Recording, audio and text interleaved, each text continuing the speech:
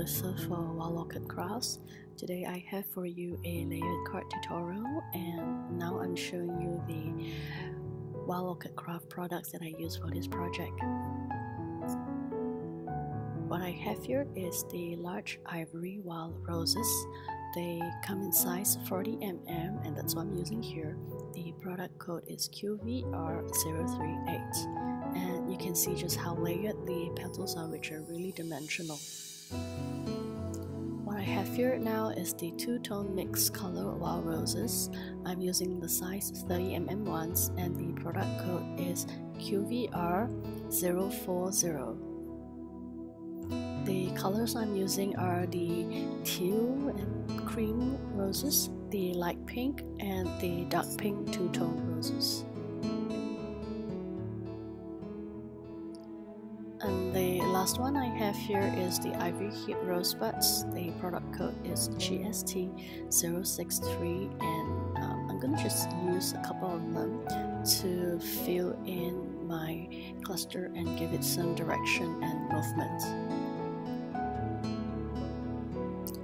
What I'm doing now is taking my pattern paper and lining them up in the order of layering that I want, and I usually like to make them smaller by about half an inch so that I can see the border quite nicely on each side. So at the moment I am distressing the edges with a distressing tool. You can use scissors as well. A bigger pair would be more comfortable, but there are also other products available on the market that would allow you to do distressing a lot easier. And now I'm taking some distress ink and just with a sponge lightly go along the edges. This gives a lot of definition to your edge, and especially for layering where you have sometimes the color or the pattern melting into each other. This helps to make each layer distinct from the other.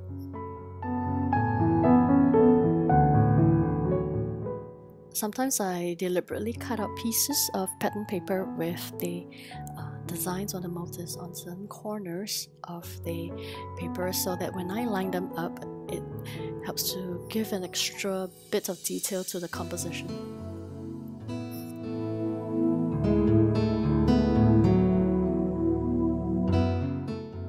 What I'm doing now is taking a piece of chipboard and coloring it. I'm going to use this to add more dimension to my layers. And the important thing to remember is to prime your chipboards with gesso before you start painting on them, because you really don't want the paint to soak in and make it unworkable. And you can see here that I'm actually able to layer on the colors and make some places darker than the other, and this really gives a lot of dimension and movement on your chipboard itself.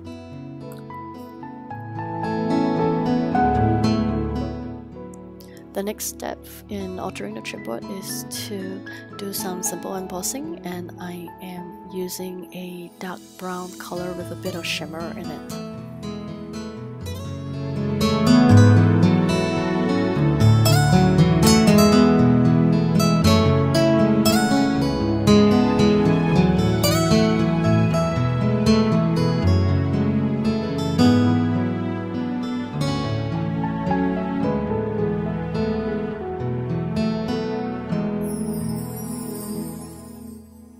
Now I'm finishing up with the altering of the chipboard by layering on 2 different shades of watercolors for more dimension.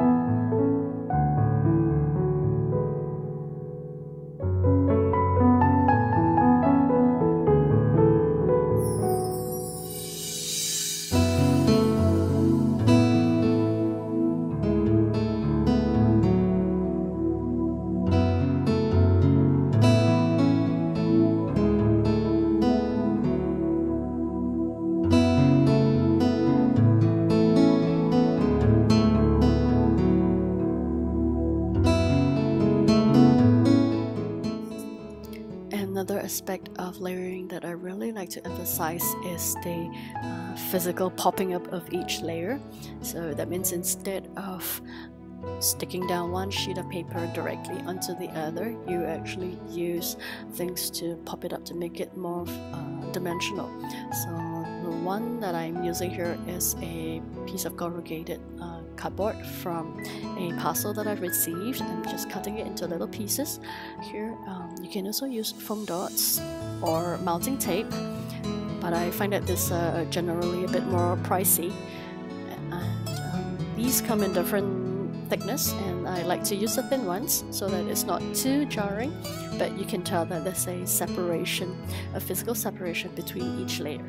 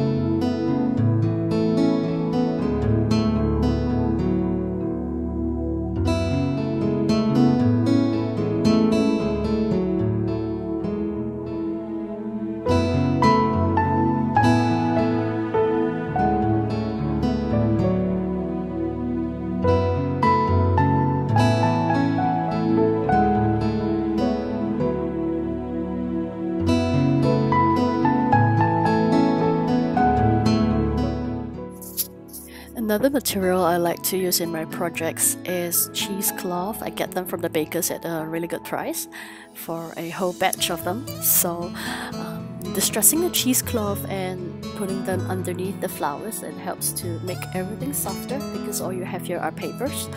And also I like to throw in some twine or strings so that the whole thing looks really soft and you have some extra textures to work with as well.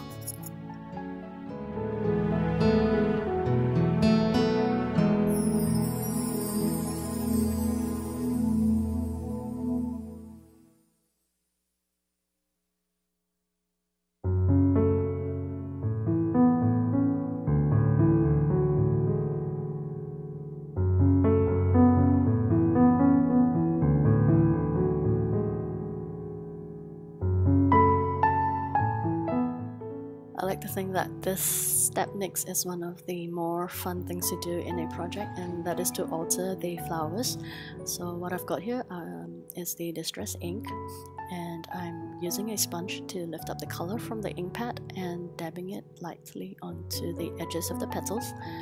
Using a very thin brush, I'm taking some water and allowing the color to bleed into the petals. And this works because your Wild Orchid Crafts flowers are made from mulberry paper and they're highly absorbent, and also the distress ink itself is water soluble. So when you add water to it, you can see the ink separate out into its component pigments, and that gives a very beautiful ombre effects of different colors that are actually hidden inside the ink itself.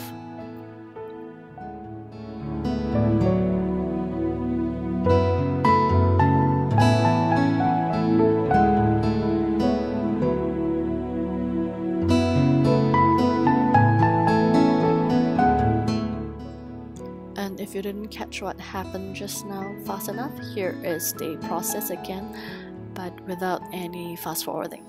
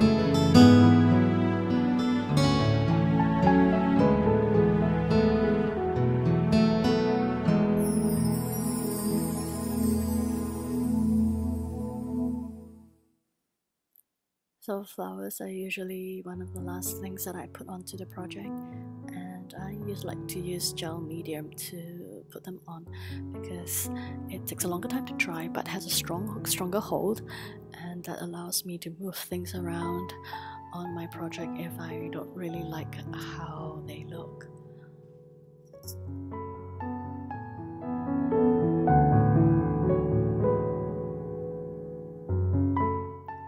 Whenever I start arranging flowers on my project, I always feel like I'm doing ikebana, which is the Japanese name for flower arrangement art, because there is really a lot to learn in the way you arrange your clusters.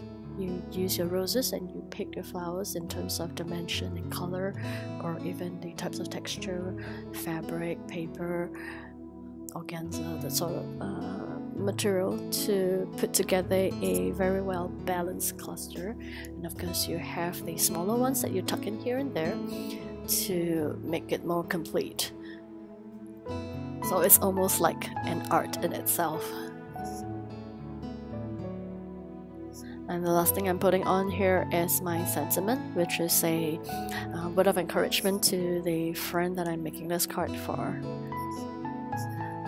And of course I'm gonna finish up with some liquid pearls to make little pearl drops all over the project, just to give it a little bit more of a sweet touch.